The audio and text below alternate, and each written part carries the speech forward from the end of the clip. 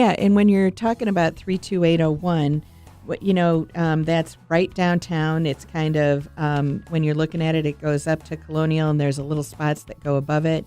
And on the south side, it goes over to Thornton Park and just kind of basic straight downtown. And doing a little research on that neighborhood, most of the sales in there are regular sales. In the last month or two, there were actually the last 6 months, there were only 9 short sales, 20 bank-owned, and 113 regular sales in that neighborhood.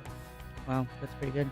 So when you're coming down to that and you're looking at it, 110 of those actually were condos and 32 were homes and townhouses. So the house that you just mentioned was just under $200,000, and that is a home.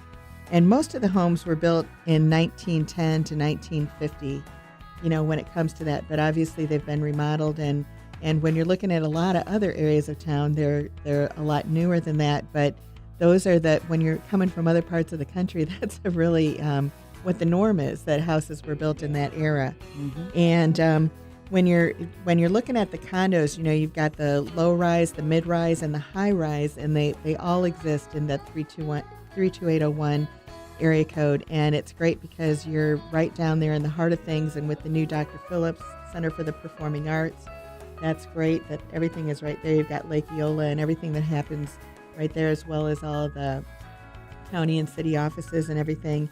Jason, when you come to these types of properties, they're very easy to finance, I would imagine. Absolutely. Minimum down, 3.5% with FHA, 100% financing with VA. Big thing with FHA and VA with properties is just to make sure they're in good safety condition.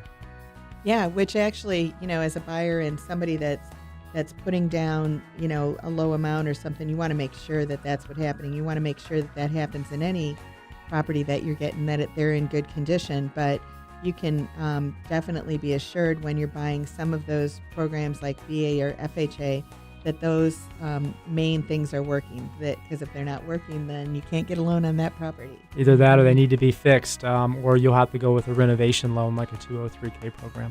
Okay.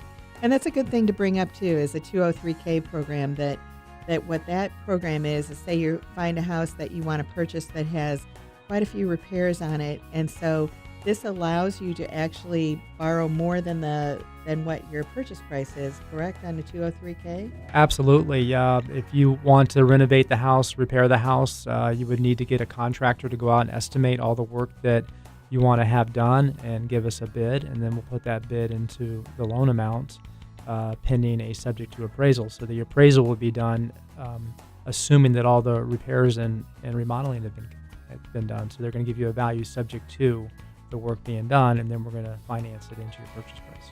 Conventional loans are a great product, and the difference between that and FHA a lot of times is the requirement of that money PMI, or is that the big difference? The private mortgage insurance, it's basically an insurance that protects the lender against the buyer's default.